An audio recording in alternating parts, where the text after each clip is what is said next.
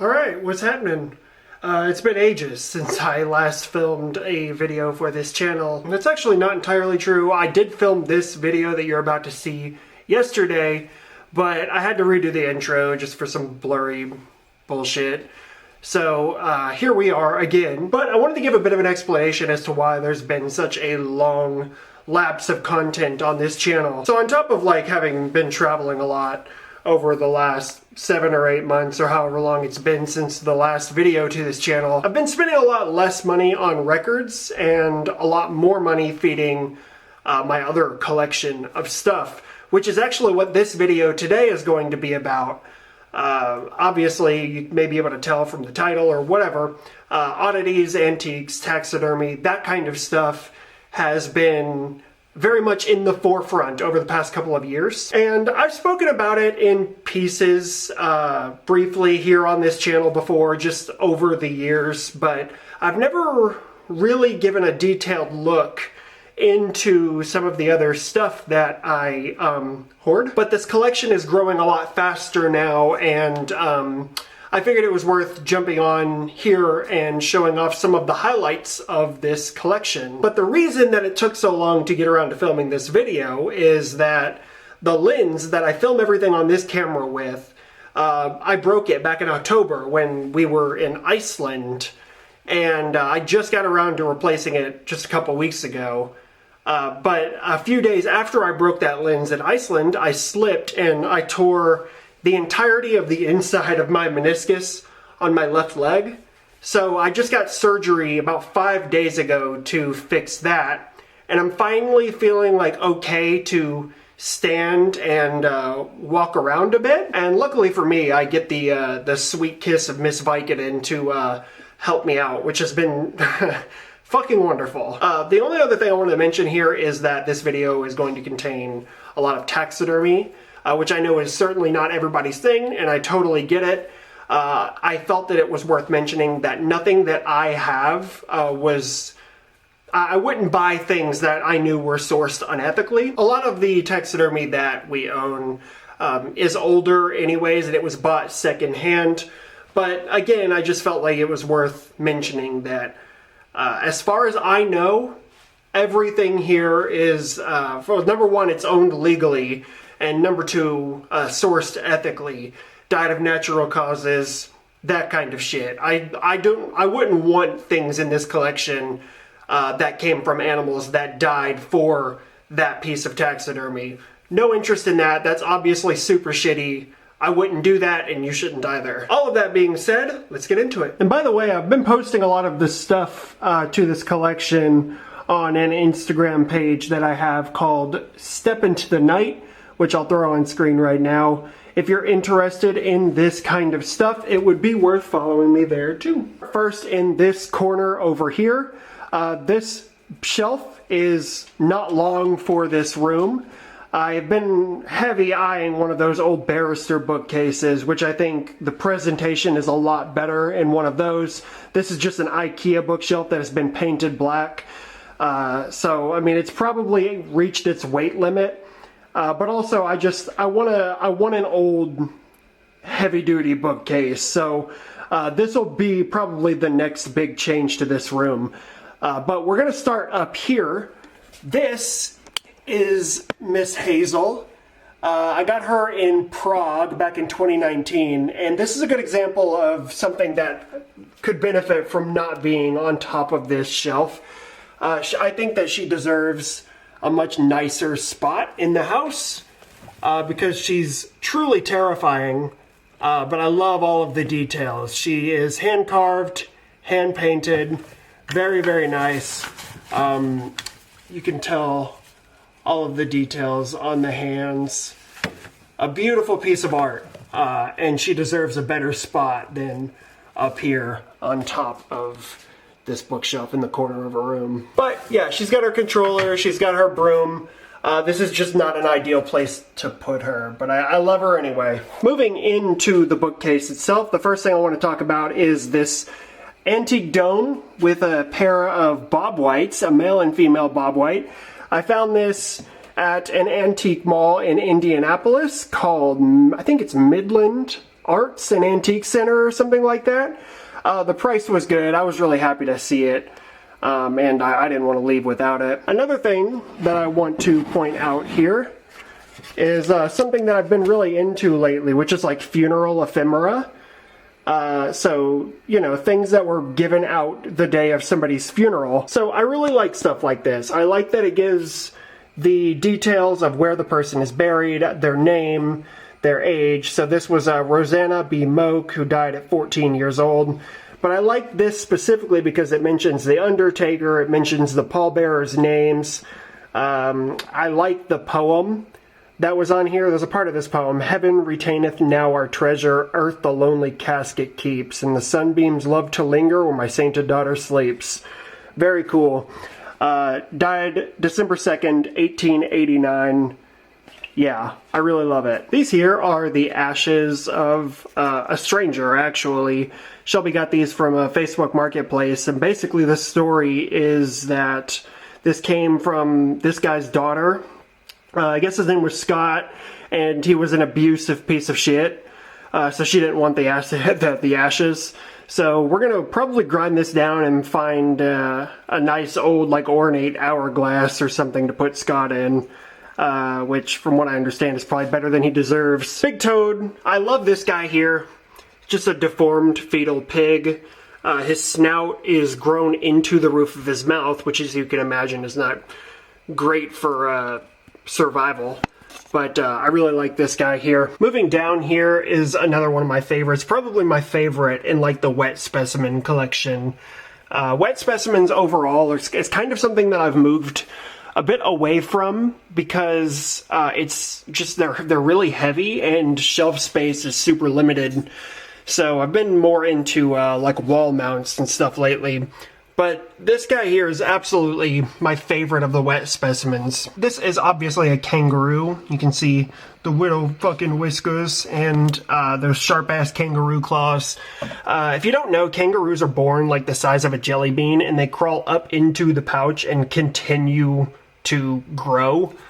Like outside of the womb, but still inside the pouch. So kangaroos are kind of weird like that. So this kangaroo is even though it's like hairless, it's not a fetus. It's probably 6 months old. So I really love this guy. Giant claw, like a crab claw, I think. Maybe a lobster claw. I got this at a shop called Oddporium in Wilmington, Delaware. And it came with this stand, which is really nice. More like morning lithograph stuff. This is really cool. It's from 1917, from somewhere in Ohio. I can't remember where, but this one was never filled out. I've got some dentures, more urns. Those are my grandma's dentures and a flower from her funeral. And there's my grandma herself. Moving down here, this here is a stingray skeleton. It actually originally came in a shadow box. It was a gift from Shelby, and he's actually stuck on that dowel with a magnet, which is what he came on to stick in the shadow box. But I liked the look of the dome better, so I moved him into here. And another one of my favorite things. It's just beautiful. Not much to show on this side. Got a big vertebrae, a big iguana, some petrified wood. Yeah, not much to show on the bottom. Like I said, this bookshelf's not going to be here for much longer, so this is probably it in its final form. Moving over a little bit, we've got one of my favorite, probably maybe my favorite, like wall mount is this Rocky Mountain goat.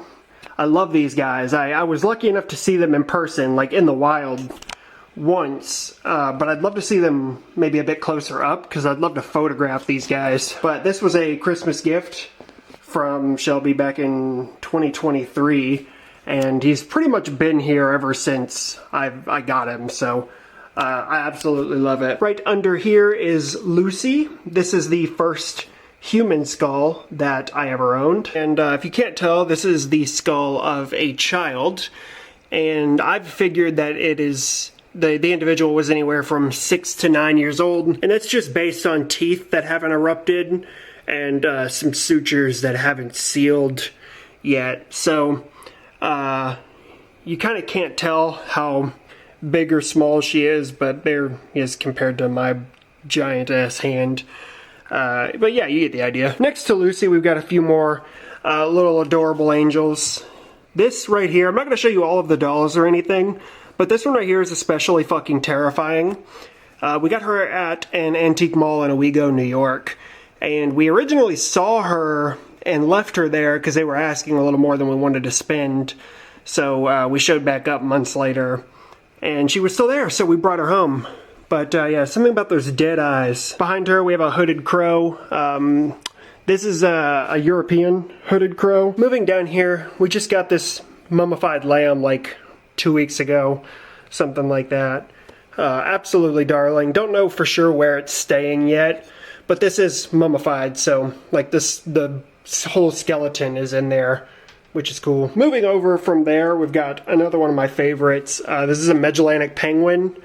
This is not an adult. If you look up Magellanic penguins, you're probably going to find adult photos where their patterns are a lot more pronounced than they are here. So this is kind of more of a teenager, I guess. But it was really cool to see this guy just out and about at an antique shop in Orlando, Florida, called Adjectives. It was at a Darwin and Wallace stand, which is actually where this bighorn came from as well, was a Darwin and Wallace. Though it was a different Darwin and Wallace. I think this was like Winter Park or something, and this one was in Altamont. But I love it. Moving over here, this is another sort of new-ish addition here. Not the skull. The skull we've had for maybe 8 months or so. So this is Ethel, and she recently got an upgrade because we got her a mannequin. And I'd been really wanting to find one of these, like, Oddfellows scene bearer robes. And I'd seen a bunch of them in person over the past couple of years, and every time, more and more, I just wanted one for myself. So we went to a shop called Cleveland Curiosities on the way home from New York on Christmas, or New Year's Eve. And they had 2 of them there. But it wasn't until after we left the shop that I just decided to hop online and find one. And I found this one, which was beautiful, and it worked out perfectly because a lot of times you see these and they have the full sack hoods with like the cutout eye holes. But I knew I wanted to put a skull like on a mannequin for it. So this one with the more traditional hood works better for that, obviously. But I love all the details. The like hand-sewn kind of felt skull is very, very nice. On the inside here, you have a scene bearer torch bee. And from what I have found, the torch holders normally seem to have the hoods that are like this. So that explains why the hood is this way. But if you don't know anything about the Oddfellows, you can kind of think of it as like a cousin to the Freemasons. Just a dorky fucking religious fraternity. This robe in particular is from the early 1900s. Actually, I think it was from the early 1920s. But yeah, the robe itself is very cool. I love the imagery. So just a kind of creepy addition to be standing in the corner of the living room at night. Moving down here, we've got a gray fox. We got this from a shop in Pennsylvania. I do eventually want to get this guy off of his base. I don't really like the mushrooms and the moss and everything. The problem is his back foot is kind of propped up, so I'm going to have to compensate for that somehow. But he's fucking adorable. Moving on, another new addition to the collection here is this. This is Agatha. This is a full human skeleton, which is something that I'd been wanting for ages. And she actually came with this really nice case. This case is from somewhere in the late 1800s. Early 1900s maybe, but this is something I'm thrilled with this. So as you can see, full human skeleton, but she is missing the part of her skull, which I actually think sort of looks cool. And she's also missing the ball at the top of her humerus there. When I got this, it was in worse condition than it is now. The arms were totally detached, the legs from the knees down were detached. I had to reattach some of the cartilage to the sternum. So could have been in better condition, but honestly, like what I got it for, I really can't complain. And there are certain things you can gather about an individual by their skeleton. You know, how sealed or unsealed certain skull sutures are, for example, or the shape of hips. So this individual was a female, and from the person whose information that I'm kind of going off of here, she was probably around 25 years old, and also almost certainly suffered from some kind of like some degree of scoliosis, which, you know, kind of makes sense looking at her. This thing is beautiful. I'm thrilled to finally have one of these, and honestly, it could probably use a little bit more work, but I'm just happy to have one in the collection. Yeah, so, I don't know. I already want another human skeleton. I'd like to put a more complete medical looking one in here, and I have some other ideas for where she could probably go. And you can see on the latch, Leonard Peterson and Co., Chicago, Illinois. So that's how I know, like, around how old this case is. Really, really nice. I'm thrilled with this. And here's the fucking cutest critter of all. What do you say, bud? Yeah. You're so fucking cute. Alright, moving over here, I'm not going to show you everything, but there are a few specific standouts that I want to talk about. This is one of the big ones. I'm going to have to take this off this wall, which I'm happy to do, because it's worth it. So as I mentioned before, like Victorian mourning related stuff is something that I've been really into, and post-mortem photography is one of the big ones. This came from a shop in Philadelphia called Anastasia's Antiques, which is undeniably like a fucking dream. That is basically as close to a perfect sort of antique oddity shop that I've ever been to myself. And going there late last year, we had to leave with something. And on the way out, there was a bunch of things that were an option, but this is what we landed on here. This is an original photo of a woman in her casket surrounded by flowers, an absolutely beautiful image. And actually on the back of the image itself is some information. Anne Bjorklund, Sally Wang's sister, died of TB. So gives you kind of an idea of the time period. This was probably around 1920 or so, just given that, she died from TB. But this is on a paper print, probably like a gelatin silver print. So this is like an early example of what photography printed on paper would have looked like. Because up to this point, it was all like, metal or glass or something like that. So this is an original, like, from the darkroom photo. Absolutely beautiful. The frame is gorgeous. Yeah, I can't get enough of stuff like this. I'm so thrilled with this. Moving over, got a scale with a beaver skull and a little duckling. We have one of these hand stand things. This is an old postcard, a Valentine's Day postcard. I think it's from the 30s, but actually maybe one of you guys could help me with this, because I cannot for the fucking life of me read what is written on the back of this card. That may be as good as it gets. If anybody can read this, I know it says to Will over there, but if you could read this, let me know. This here's kind of cool. This is a set of 3 discs that were made by one of the people who was in the Heaven's Gate cult. So basically what happened is there was a couple members who never went to the mansion. They never killed themselves with everybody else. And it was less than a year later that 2 of those members tried to kill themselves again in a hotel room.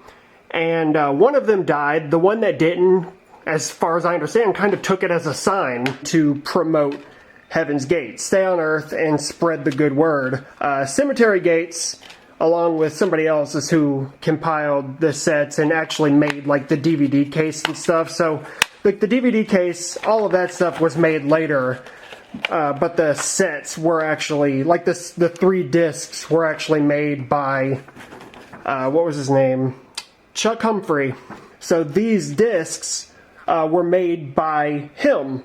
There are some audio tapes and there's some videotape collection, a bunch of classroom teachings and all that stuff. Very cool. There's just kind of some information about how these discs came to be. but he made a bunch of sort of promotional stuff for Heaven's Gate. And these are 3 of those discs. So after Charles Humphrey took his sign and started making things in promotion of Heaven's Gate, around a year later, he attempted suicide again, and this time he was successful. And this here says that he was found in a desert in Arizona in a tent with one of the Heaven's Gate purple shrouds next to his body, which is a fitting end, I guess. The lore is crazy. The sort of circumstances that led to these discs existing is crazy. It's just a really interesting piece of like cult history, I guess. Moving over from there, we've got a horseshoe crab. This is really cool. This is a funeral lamp. So these would be at funeral homes on one side or either side of a coffin. But I love that this one glows red. I actually got this at Afterlife Oddities, which is the same place that I got that hooded crow in Columbus, Ohio. This guy can get really tall, probably taller than the ceilings are in this house. But I love that it glows red. Very cool. This was originally destined for a bathroom that we have with a bunch of Jesus stuff, which I might show you. But I wanted to be able to see it all the time, so he's out here. Moving up here, another little duckling. We've got a human mandible, a broken part of that hand stand. We've got an old typodont and one of those little fetuses that you get from like those pro-life dumb fucks at conventions and stuff. This is a prairie dog. I love prairie dogs. Shelby loves prairie dogs, so when we saw this guy, it was kind of a no-brainer. He's also over 100 years old. Got him at Cleveland Curiosities in, you guessed it, Cleveland, Ohio. That's really it on this wall, but I wanted to show you this. It's kind of cool. This is a vampire killing kit.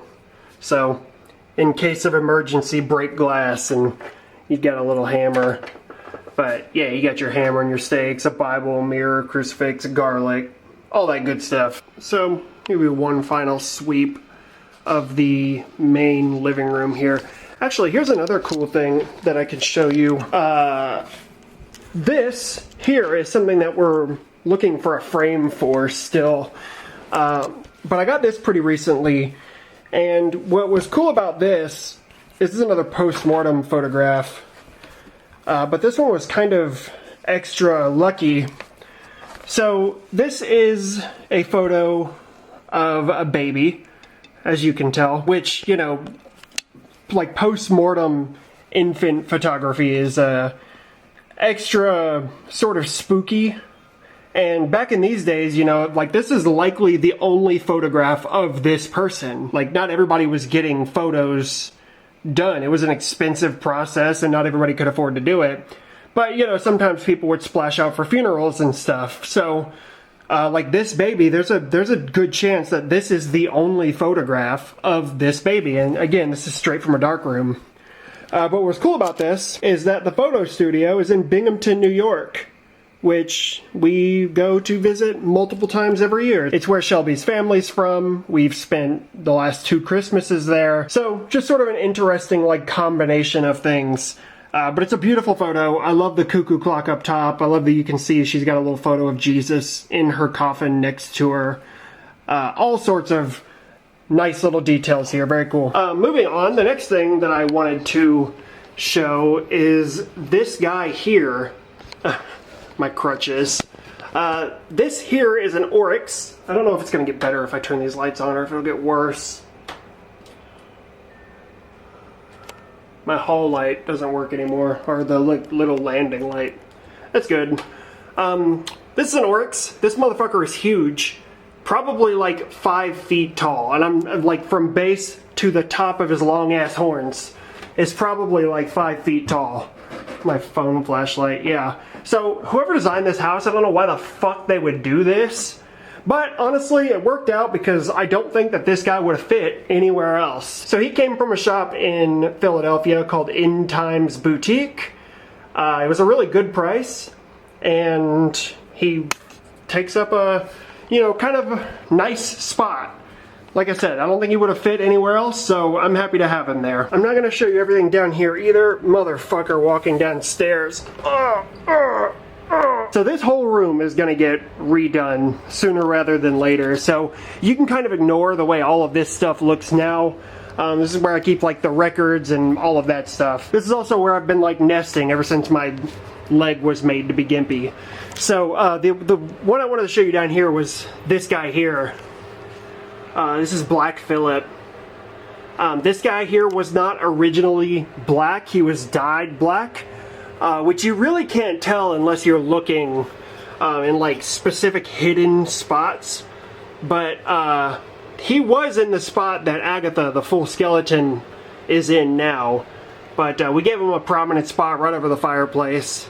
So I think it looks really, really good. And besides him down here, we've got Benny. This guy, he needs some work. He needs a frame around him or something, but we're trying really hard not to like expand the collection into this room because it's just going to make more to move when we redo everything. But I do like this guy, and I told you I might show you the Jesus bathroom, so I guess I'll do that. This bathroom is a work in progress. I don't even have like switch plate covers and outlet covers on right now.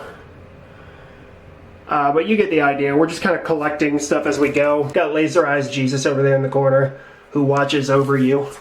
Yeah, you get the idea. There's a lot of empty wall space here. We've got the crucifix wall, which is, I have a few more that need to go on the crucifix wall, including this fucking gorgeous, heavy gold one that we got recently. So all of these guys are going to go on this wall soon. I just have to get back to it. But yeah, there's some good ones here. This one here is like 4 feet tall. Huge for a tiny bathroom. I doused this thing in blood not that long ago, but it kind of dried weird and you can't tell. But I love it. This is another favorite here. It's like a paddle. S&M crucifix, very cool. But yeah, you get the idea. We're just kind of adding things to this bathroom as we find them. So lots of work to be done. The last room I want to show you here is Shelby's library. This is not done. We've got something big that we're going to add to the middle here. We have to fix that rain lamp over there. And then obviously just still adding to everything on the walls. There's some work to be done in here, so disregard the overall picture. Though, if you could see where we started, it's a fucking crazy night and day difference, and I'm really proud of everything we've done in this room. I built the shelves myself. I put the ceiling tiles up mostly myself. I helped with the floor. Like, all of this was a labor of love, and I'm really proud of it so far. But there's some things in here that I wanted to show, including a fucking bear rug. This came from a shop in Columbus called Heritage Antique Mall. And we actually got a pretty good deal on this guy. They were asking for way more, but Shelby kind of recommended like we could just call and ask if they'll accept less. And I was not sold at first. I really thought that they wouldn't. But we got like $300 off just for asking. So, and this one's a really nice size for the room. And it's also just extremely well done. So Shelby took some stuffing and stuff out of him because he was obviously like preserved with the intention of hanging on a wall, but she made him flat and now he's on the floor. Moving over here, we got a taxidermy skunk named Pearl. She's beautiful. I love this. This is like an old daguerreotype photograph of a baby and a lock of the baby's hair, which is very cool. I love stuff like this. But yeah, you kind of get the idea of the type of stuff that we keep in here. 25 lessons in hypnotism. That's a human vertebrae. A little heart painting made of blood. This side we have Art the raccoon. Some more old photographs. Gray fox. There's a bunny rabbit in a jar down there. But this is another thing I'm really excited to show you. I'm going to get it off the wall. So this here is a Victorian hair wreath. So if you're not familiar, this is made of human hair And they would do these oftentimes as like a memorial for somebody who had died, but they would also just do them for other sentimental reasons. Like you can tell this one is made of multiple different colors of hair, which tells me that it is probably a generational hair wreath. So the women of different generations in one family would add their hair to this wreath, and then you would get this. Curiously, this one does have a photo, which could be an indication that this was like a memorial thing for somebody who died. And there is a second photo on the other side of this here, which looks like that. Climax photo. Very cool. It's got tape on it. But yeah, you can tell it's the same person.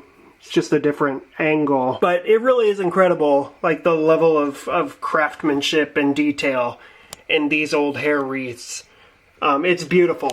And it's something that I definitely want more of. I had to take the glass out just for this, just to avoid all of the reflection and glare and stuff. But yeah, it's definitely one of my favorite things in the collection. Beautiful. And by the way, that piece is from the 1890s. Last thing I guess I'll show you here is this guy. This is actually, it's two separate halves of two pigs that are bisected. But it's really cool to see all of the little details of the insides. I've had this thing for years. This was above the fireplace where Black Phillip is now. But I think this is a good spot for it too. Very cool. And that is it for today. That is a bunch of stuff that I just wanted to put a highlight on. As you could tell as I was walking around, there's a bunch of other shit that I didn't mention for one reason or another. But I didn't want this video to be overly long. I have another week and a half off of work, and I feel like I can find the motivation to make another record video. Like I said earlier, I have been buying records a lot more slowly, and a lot of what I'm buying is new shit as it's coming out, so maybe there's less interest in that. But I still have a bunch of stuff to show that I think that people could find some enjoyment in. But for now, I hope people found enjoyment in this. If you're still here, I assume on some level you are interested in this kind of shit. But thank you so much for sticking around, and hopefully, if all goes according to plan, we'll be back soon. Later. Under the crushing silent sea.